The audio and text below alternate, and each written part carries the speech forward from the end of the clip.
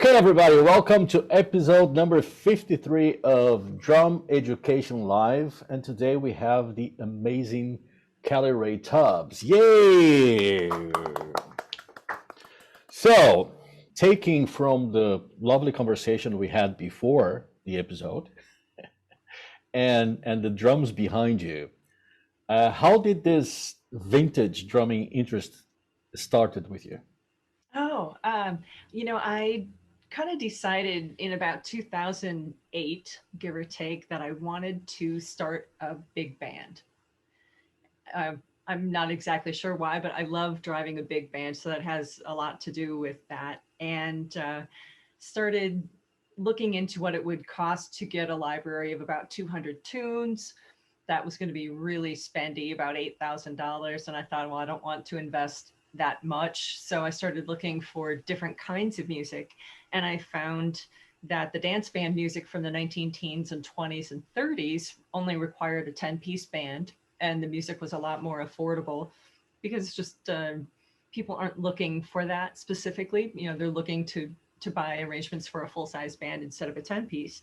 So I started digging into that, and while I was doing that, I was just fascinated by all of the things that I was learning by looking and cataloging all these parts, and just realizing that that music was so much built on texture. Looking at the kinds of mutes that the horn players were using and the types of performing techniques that were in the sax parts and in the trumpet and trombone parts, and also the fact that banjo was in the parts instead of guitar, which is what we normally think about a jazz band. It's all written for banjo and tuba and upright bass. And then the drum parts were equally mysterious because it was either all written as quarter notes in the bass drum and snare drum and no markings at all for cymbals, or it was written like a Sousa march where it was all five-stroke rolls with quarter notes in the bass drum.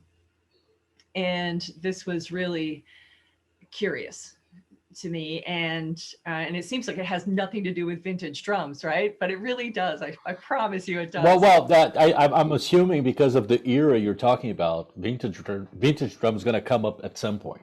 Yeah, exactly. So, I just had all of these questions then about what am I missing about this music? I'm clearly not understanding something about how this sheet music is supposed to be interpreted. And so I started looking for the answers everywhere.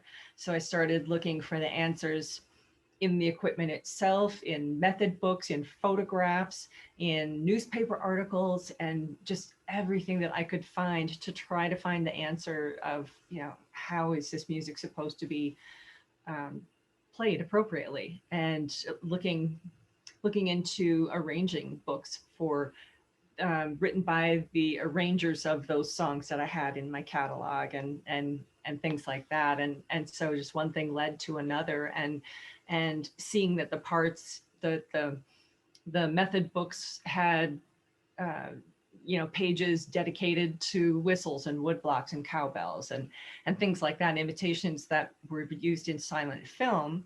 And so it just kind of all came together as this huge mystery that needed to be solved. And so I just kept diving deeper and deeper and deeper, and until I had this really huge collection and some inspiration behind it. So. Cool, nice. What was the first thing you purchased on this little journey? Oh, the first thing that I purchased was actually a photographic postcard. Oh, wow. Right. I thought, I'm going to have something on my wall or something, and started buying some photographs to try to investigate from that way. And then method books and drums and other things like that. It just kind of all became one big swirling purchasing mess. And it was for a long time, it was like Christmas every day at my house because the postman or UPS or somebody was delivering some box of something, and I would forget. It's like how many things I had been purchasing at the time. It's like, what's this? Oh, I forgot about this. Yeah, that's really cool. And between that and the music and everything, I mean, there was just a ton of stuff that was just a new adventure with every box. So Was Cool. there a moment that maybe you had like a full kind of kit set up, and that you tried to play, one of these pieces? And if so, I what was that do. like? Yeah, I do that. In addition to the physical aspect of all of that stuff, then I also tried to find people who knew the answers. So finding Daniel Glass, and who had the same questions as I had had. How is this supposed to be appropriately and authentically played? He had already done that work well before I had ever started, or well before I'd ever started asking the question. And so finding him gave me some of those answers that led me to other people and organizations that he knew of. And so I attended a traditional jazz camp actually for 2 years, and I got to play authentic type of drumming for that style of music, and then could then apply it. And knowing that made much more sense than going back to the original music and the original question I had, which is, how does this get performed authentically? So it's Cool. all about digging into the history to try to find the truth for me. Nice. Is there, you mentioned before that, a lot of it came from eBay, and Mm-hmm. but had any piece that you really had to dig out, like, some forgotten attic or shed or something that, This bass drum behind me from the Fillmore Music House in Cincinnati, that was sitting in a person's garage. Uh, but that was a pretty easy find. So no, and some things have been given to me, and some things have been other collectors of vintage things. They say, I have something and I think it belongs to you. Would you like to see it? It's like, yes, and you're right. So yeah, cool. Cool. it's been a pretty easy adventure, I guess, is All the right. answer to Not, that. not nothing wrong with that. No, nothing wrong with that at all. I like that. It seems to be. I'm going to probably sound super cheesy, but like it's right. It's right for you because things are just coming to you in that sense. It's Mhm. nice. It's affirming, I suppose, isn't it? It is very much so. Can you tell us a little bit about your book with Daniel Glass? That Yeah, we're still working on it, and we've been putting that together for a couple of years now. It is based on a collection of photographs that I have of drummers from 1900 to 1930, and it's such an amazing adventure. And those things I'm finding at antique stores and also on eBay, and different kinds of sellers, postcard clubs, deltiologists is what those people are called, and having them save out some things. Like, I think there's something you might be interested in. So same thing, where it's just trying to find answers to questions, and then looking at the gear that they have in some of these questions, or the grips that they're using in some of these photos, and looking at that and going, oh my goodness, what is happening here? And finding out then, through the other resources that I've got, it's like, oh, the grip that this woman is using, it was a performing group in who performed in London, actually, in the like in 1911. I've got a copy of a poster that would have been, posted up on bulletin boards or whatever back in the day, and this photo of her, and she's using a drum grip where her thumb is underneath the drumstick. I don't know if you can see this here, Oh yeah, actually, yeah. like this, and this Wow. rotational grip instead of a fulcrum type grip. And it's just, crazy. So then, well, there's something else that you have to figure out. It's like, why is she holding it this way? Is that a mistake, or is that really something? And sure enough, it was really something. In the Imperial Method book, which was printed in the very late 1800s, they're teaching that particular grip that she's using. So Cool. wow. yeah, it's really interesting to see, where those traditions come from, and how long they last, and how long something better takes its place. And all this research, has it changed your way of playing? I don't mean exactly technique, but you know how you approach the instrument now. Right, yeah. Learning in traditional jazz that they would not only play the snare drum, but they'd play the rim of the snare drum like we do, but they'd also play the counter hoop on the bass drum and the shell of the bass drum, and they'd get different sounds.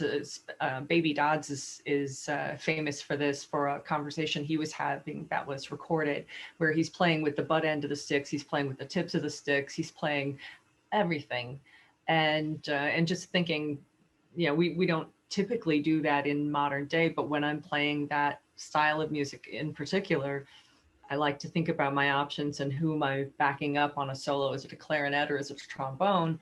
And how to best stay out of their way and let them have the space to be musical and support them the best I can.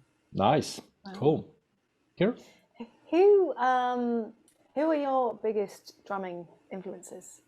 Oh, my earliest drumming influences for sure would have been Ringo Starr and Billy Cobham, um, Buddy Rich, Stuart Copeland. Those four were probably and Alphonse Mouzon were probably the top five of my list as a young drummer, four of and that them has completely expanded. different. Yeah, yeah, completely different is exactly right. Yeah. Yeah, that's interesting because you know Alphonse Monzon and Billy Cobham kind of have the same from the same vein, but you know Ringo and Billy Cobham and Buddy Rich and Stuart Copeland is like really varied. North, south, east, and west. Yes. Omnidirectional. Yeah, and I guess that's I don't really yeah, the things that I enjoy listening to cover all of that and more. And then if you want to put another one in there, Barrymore Barlow from Jethro Tull. So again, a completely different style of music. And Yeah, exactly. yeah. Well, I'm guessing it it it gives you a lot of tools for whatever kind of music you're trying to play because you listen to such a wide variety of drummers. Yeah, and still with that, there are a lot of holes in my listening, so I didn't really listen to the early rock music from the 1950s much. It just wasn't played in our household when I was a kid. We were very much a 60s music family and 70s. So there are little black holes in my musical upbringing, which I've been in the process of kind of filling in where I can. So traditional jazz being one of those, progressive rock being another. So I'm actually in a grant right now, a grant project where I'm studying with Brandon Koo, who's from Singapore, and he's given me some basics on progressive metal type of playing. It's been really fun, and it's just a completely different kind of music. So it's kind of interesting that way. I like to Yeah, keep things a little fresh. I can see. Yeah. What age were you when you started drumming? How did it come into your life? Oh, I was 12, at least from a structured setting for playing drums. I was 12 when I started that, but prior to that, I had started on guitar, and prior to that, I had been playing piano, and prior to that, of course, I had been singing at home. So Wow. And so when you started with drums was already like uh, formal lessons, wasn't by yourself. I was so very lucky that we had a drum set at the house that actually belonged to an older brother of mine, and he just didn't use it. So it was always there. And then in seventh grade, when I started taking lessons, it just so happened that my band teacher for 2 years was a drummer. And so I stayed after school every Wednesday and we had a lesson. And for those 2 years of school, which was such a fantastic foundation, just and the thing of it was is we were on school equipment and on school property. And after about the second lesson, he said, I don't think I can charge you for these lessons. I think that because because of where we're at and what we're using, that I can't charge you. And he says, but I still want you to come. And so for those 2 years, he made that personal investment in me, which I'm so grateful for. I didn't really realize until about 4 or 5 years ago just what an investment of time he made in me, and his personal commitment to see that through, which I'm so grateful for him every day, and tell him when I remember to, but just such a huge and solid foundation to work from. So Nice. very lucky. I read that you have not one, not two, not three, 12 drum kits. Well, is that right? Maybe that number has gone up. No. How many have you got right now? Currently, and it also is a very open definition of the word drum kit. So, when I'm thinking about the vintage drums, where a drum kit is a bass drum and a snare drum, right, that go together in some way. It's not all of the toms and all of the cymbals, because there might just be simple things like that. So when you consider that, it might be 19. I like it's a very specific number, 19. It's not like about 20. It's 19. Yeah, it's 19. It's authentic and truthful. Don't be ashamed, okay? Own it. It's great. That's right. But I would say, though, that some of them I have for the purpose of renting out to people in the community. So they're not all for me, but most of them are for me. Very nice excuse. I'll have to start using that one. If you had to pick one, though, that's your fave. Your favorite one. Yeah, if I had to pick one, I've got a Gretsch round badge kit in Champagne Sparkle. That was my first drum set. That was actually my first drum set, and so that would be that's pretty high on the list.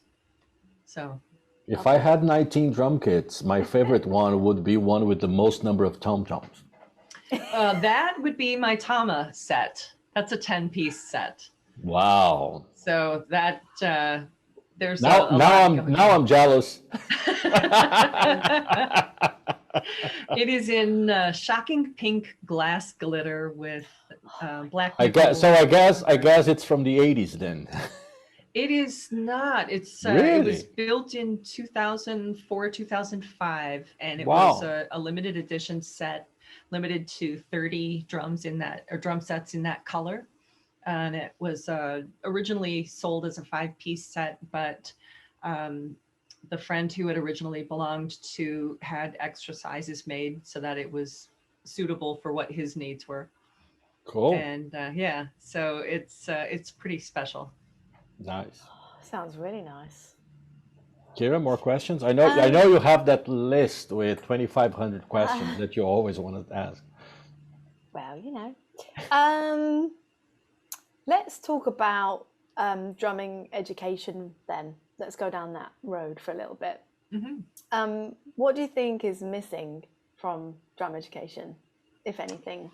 Well, I do think something is missing, actually. And for kids in band settings in schools, what's really missing is the opportunity to get really direct hands-on experience, because many times the teachers have such a short time to try to convey a lot of information. And really, I think that drummers in school band settings have the hardest job. Perhaps even harder than the director, because the director is doing one task, but yes, paying attention to a lot of things at the same time. But a student who comes in on flute learns how to play the flute, and a student who comes in on clarinet learns how to play the clarinet. And same with trumpet and trombone, and they might double later, where they might have a flutist play piccolo in later years. Not right away, not in 7th grade or 6th grade or whatever the first year is.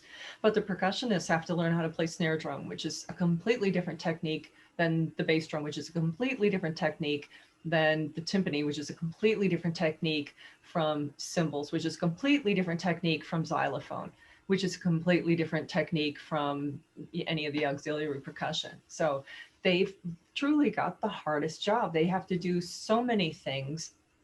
And if you think about it, there's probably 24 different instruments and percussion instruments that they have to learn in order to really be a good citizen of the concert band. That's tough. That's tough. And then It to is. do that with so little information and somebody who doesn't know how to hold the instruments. So many of them have, you know, weird, unusual names. Until you know what it is, you don't know how to pronounce a wiro, let alone that it's that fish-looking thing that's in the drawer, right? You don't know how to hold it. You don't know how to play it. So kids have it rough. Yeah, well, I first time I've heard of the Glockenspiel was in a Jethro Tull album where Barrymore Barrel played it, and I had no idea what was it that he was playing. I thought he was the drummer. Right, exactly. Exactly. There is so much to learn. Yeah. So I've been working to develop a program where I can send instruments out to kids and taking advantage of video conferencing like this, and being able to teach them, you know, watch them hands-on, give them the instruction that they need, follow up with videos later and things like that, and really one-on-one feedback. Cool. Do you teach one-on-one lessons? I do. I don't do a lot of teaching. I'm pretty selective in what I do simply because I'm gone a lot. And it's not really fair to a student to say, oh, wait for 3 months while, you know, while I'm out While I on the make a road, living. while I make a living, and I'll come back again. Yeah, just work on this one exercise for, you know, Yeah. 3 months. So I don't teach a lot, but I do teach some. And I assume you don't teach beginners then, because you know if you're going. I if you- do actually. Really? Yeah. Yeah, Okay. I'll take whoever's interested in learning, but like I say, it has to be with the understanding that they know that I'm just not around. So for good chunks of time.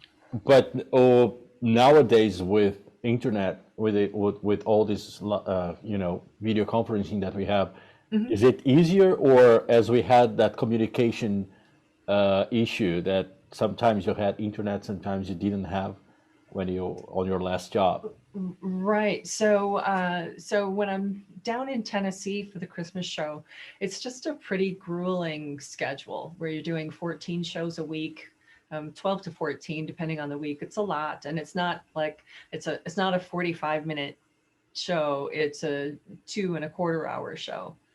And that's a long day. And by the time you wind down and the time you wake up, it's time to go to call time again. So in that regard, there's just I like to just not have too much to have to do, because you just can't depend on that you're going to not be exhausted. You know, because you're on. It's not even that you're in a pit for that time. You're on stage that whole time, so you're projecting everything you've got for that audience, because they deserve to have a good show. Oh yeah, Right? no Yeah. doubt. And then for the last 2 months, I've actually been on the Mississippi River. And so depending on what part of the river that you're traveling, you might or might not even have internet access. So it's like, let's just cool it for now, and we'll pick it up right after I get home. Cool. So I want to talk about COVID a little bit then. And has it, two questions, I suppose. One, how is everything where you are? And two, has it made you reassess anything in your life? Okay, so we'll take number one. Things are finally starting to open up. I live in a northern climate in the United States, so that winter gets very cold. So it can be as low as minus 40 Celsius, which is also minus 40 Fahrenheit. That's the crossing point of those two temperature axes. And so we can't go outside to play, clearly. You can't go outside, period. Yeah. It's cold. You can go outside. You just need to be prepared for it. But our summer performing season here is much shorter than even in the southern United States, where they have much more time to be able to play. So it's really shut down a lot of the industry here in Minnesota, and you just have to get, you have to think differently about how do you perform? Are you going to collaborate online? Are you going to concentrate on writing, whether that's composing or writing a book, right? Or anything like that. And so for me, it just so happened that I had other projects going on. So I have, I'm actually in the middle of 4 grant cycles right now, and grants have been a beautiful tool for me to be able to learn to study with people who I wouldn't otherwise have the chance to study with, to complete projects and have some of that funded in advance. Things like that. I don't get to keep the money, but I get to do things with the money and keep the experience. So, so taking the lessons with Brandon Koo and taking lessons with Daniel Glass and taking composition lessons with local percussion composers as mentors, and being able to get a publisher ready product at the end of that I can then, and it's been my aim for a while, is to try to make money while I sleep. And some people call that mailbox money, right? Where you show up and you open up your mailbox and you've got 5 checks for, you know, people wanting to buy this piece of music or that piece of music or whatever. But yeah, so really trying to set up myself in such a way so that when there comes a time that I can't go out and perform, or people don't want to hire me to perform because they think I'm too old to perform, that I will have some other form of income stream that's already been in the works and is working. Oh, At least that's the hope. You're far from that, because you know it's been a long way from you for you to get old. And Roy Haynes is performing at 95, so he maybe has some more skills that I don't have. And a roadie. So. Oh yes. Right, important. Yeah, that's a really important thing. So it sounds like you've been really like busy and, you know, just taking advantage and just turning it around so you can make it a positive experience in a sense. Mm-hmm. Yeah, I don't lack things to do. Yeah. You know, because when I'm not doing those things and not practicing or, you know, whatever, then I'm working on the book. You know, that'll hopefully get done here by the end of the year. That's what I'm aiming for. Cool. Right. But you're not we're gonna let you off the hook so easy. So have you had to assess anything different in your life with COVID? Oh, I don't think so. You know, for me, it hasn't necessarily personally impacted me and my immediate family, although it certainly has impacted my friends and my friends' immediate families. So aside from just not having a place to play, you know, I had other things in the works that allowed me to keep being busy and to find opportunities. And even last summer, with everything that was happening, we still managed to have an outdoor gig, you know, with musicians spaced appropriately apart. But, you know, we also weren't asking a lot of money for that either, because we were also rusty, right? You know, and but we took tips and just left it at that. We were just happy to play together for a couple minutes. Cool, nice. Right. I'm wondering about practicing. I know you're studying progressive rock and things like that, but is there like a routine that you have before shows or anything like that you like to do to kind of get you in the zone? I play so many different styles of things, so and a lot of times I'm preparing for the next thing to come up, and that leaves some other things kind of high and dry for a little while. So it really depends on what I've got cooking. So, you know, I might be playing in the Christmas show where that's not a drum set piece. That's a percussion pit thing, you know, so I'm getting back comfortable with xylophone and all of the other things that are on that particular show. So it really depends. You know, I would say that I don't necessarily have a specific routine that I go through, but there are certainly things that I like to do. And it really goes down to driving at the fundamentals and just making sure that that is solid, because everything else will come. So, what are the projects you have for the future? You mentioned the book with Daniel Glass. So, Mhm. the book is about vintage drums, right? It's not only about the drums, but it's also the artists who were playing them and the types of performances they were able to get, and the equipment challenges they had, and the innovations that they made during that time. It was a huge development of the early drum set. And so looking at different kinds of bass drum pedals and the origins of the hi-hat with the low boy, and earlier than that, the pedal cymbals. So really looking at all of those things, and um, you know, just and exploring all of that. It's kind of hard to describe. I think people are going to need to see it. So there's going to be amazing photos to see, but then also some of the details about the equipment that they're using at that time and where it was from, and things like that. So it's part fact, part larger than life photos. So Will there be any exercises or music in it, or just no, no, okay? it is not a method book. It's a history book. It is a history book. All That's right. right. Yeah. What else?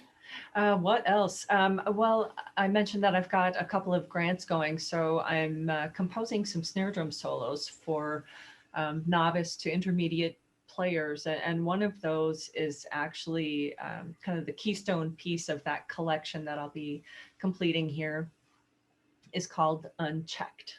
And unchecked being a synonym for the word for something that is pandemic. So kind of taking a modern twist on some of the things that have happened throughout this COVID time, this pandemic period, and trying to crystallize that in a musical expression of that. So I have some tricks up my sleeve. I can't say much more about All it. right, But, that's fine. and Mystery then, also sells. that's true. That's true. And I was awarded the 2020 Paul Cherish Independent Scholar Fellowship. And with that, I am researching a very specific piece of percussion equipment, and I get to do another Back in Time video with that. Nice. So and for anybody who hasn't seen the Back in Time videos, there's a collection of about 18 videos that talks about early drum set, and all of the components of the drum set at that time, the different kinds of pedals and the different kinds of cowbell arrays that they were selling and using back then, and sound effects that drummers who would have been performing in silent film houses would have used. Cool. So, which reminds me of I got this fantastic. I got a, you know, it was like Christmas here the other day, right? So I got a baby cry. So um, it's like one of those weird things. It's like that it just kind of adds to the collection, to the the substantiveness of the collection that I've got. So, and just keep, Excellent. And these videos where people can find on YouTube, your Facebook, yeah, or your website. YouTube channel is Kelli Ray TUBBS. Yep. So if you know how to spell my name, or even if you know how to misspell my name, you can find it pretty easily. Now we're gonna put the links to all your social media and your website Perfect. and the comments. It's just that I want Perfect. to direct people straight into the.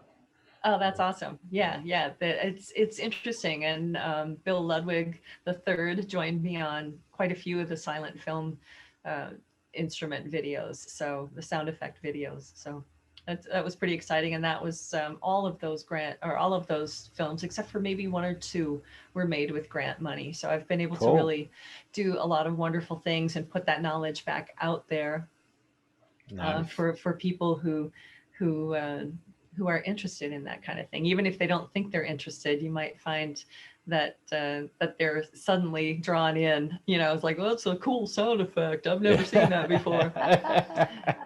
So True. Yeah, you know, people don't know until they watch it. Sometimes, you know, yeah. they never had a they never seen it, so they don't know it exists. Exactly, and that's a lot of what it is for me too. Is so you it's this rabbit hole effect of you learn a little bit of something, and then you look into that and you find something, you know, three or four or five other somethings that you had no idea existed, like the railroad sound effects and the all of the animal imitations that they would use in the silent film era. It was just an amazing collection of things that these drummers were expected back then even to know how to play and to have, and to make the sights on the screen, on the movie screen, kind of come alive the best way that they could. Mm.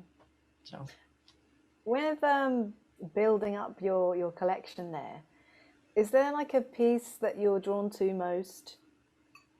I have a snare drum from 1887, and that's pretty amazing. It's a It is. beautiful brass shell with wooden counter hoops, and I had grant money to refurbish it, so I got heads made for it. And that was prior to the time when there were standard sizes for drums. So many snare drums nowadays are 14 inches. Well, this is like 16 and 3/8 or something like that. It's you know, totally, you know, each one was made individually, and so they got it, you know, about this size or about that size, but they really didn't care about standards because each piece was being made um, just for that one drum and not for a series of drums per se. And So, they would have to make their own drum heads, you know, from right. skein, so That's exactly it didn't right. actually matter. Well, exactly, yeah, because all of those parts for that drum were being made individually for that drum. So a standard size, like you say, it didn't matter. Mhm. So yeah, so I've taken lessons again with grant money to learn how to tuck heads. So I've got that experience and have done a couple of different heads, and you know, have refurbished my drums, and you can hear one of them actually. The I replaced the heads and the gut snares on another snare drum that dates back to 1892, and it's just you get to hear it, and I'm really a firm believer in leaving it alone as much as possible. So a lot of people might take the bearing edges and make them crisp and you know, like today's sound, but I don't want today's sound. I want people to hear what it would have sounded like 120 years ago when somebody Of was course. playing it. Yeah. So Now let's see if I'm really gonna be jealous now. Have mhm. you built a drum? No. Oh, thank God. But I might today, just out of, you know, just to make Just to you make me jealous. just to Okay, make, I'll that's right. That's this right. that's my project for the summer. I'm gonna build a drum. No, but I actually am going to build a replica of something. Of course, that's the mysterious part that I can't mention about what that topic is, but I'm going to look back on patent paperwork to find out, basically to reverse engineer a couple of things that would be then true to the late 1800s, mid 1800s, Cool. and let everybody hear what that sounds like. Okay, I'm already jealous. I know. Well, I will include you. I'll tell you first, second. All Well, right, thank. okay, third. Oh, it's getting worse and worse and worse. Just remembering who I have to tell first. Yeah. Okay. All right. So it was the third one that got jealous, apparently. It was the fourth. Yeah, the fourth one has been knocked down because now you're in the third spot instead of now. Okay. So Cool. yeah. All right. I'll take that. Okay. I think it's really fascinating how you've gone into this journey of vintage drums and vintage sound. So now, the sound of these drums, do you prefer that to, like modern drum kits? Oh, you know, it's so completely different. And I guess I really prefer that things are authentic to what that music is.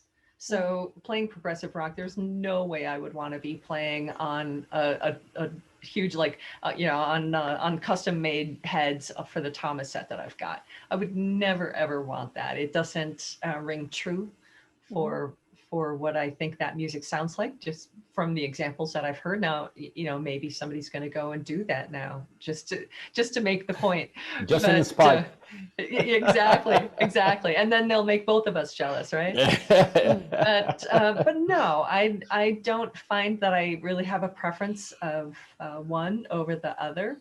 It's just what sounds right and what feels appropriate. So let me explain, right? Because I was thinking, okay, I'm Kelly, and I'm like, oh, I've discovered all these vintage drums, and it's an amazing world for me, and I'm going to dive into it. And then it's like, well, maybe I just want to stay here in this world because I'm loving all of these sounds, and I'm liking all the discoveries, So that was where it was coming from. Like, you like it, and you don't really playing a modern kit is good, but it doesn't maybe have the same significance. No, I think that just as with travel and relocating to play performances and loving the variety of that, I also love the variety of the sounds and the styles, and so I'm nomadic in my musical taste as well. Like, and maybe that comes from having such diverse interests as a young listener. Yeah. So it's up to you, Kira, to play Dream Theater with a vintage drum kit. Okay. You give me the drum kit, I'll do it. So when you go to Minnesota to visit Kelli, you can film yourself playing Dream Theater with one of the 1915 kits. Yes. Excellent. Yes. Cool. We can make that happen. We can Excellent. make that happen. Thank you very much for your time. Thank you very much for accepting our invitation. Thank you so much for extending the invitation. It was very, very, very educational.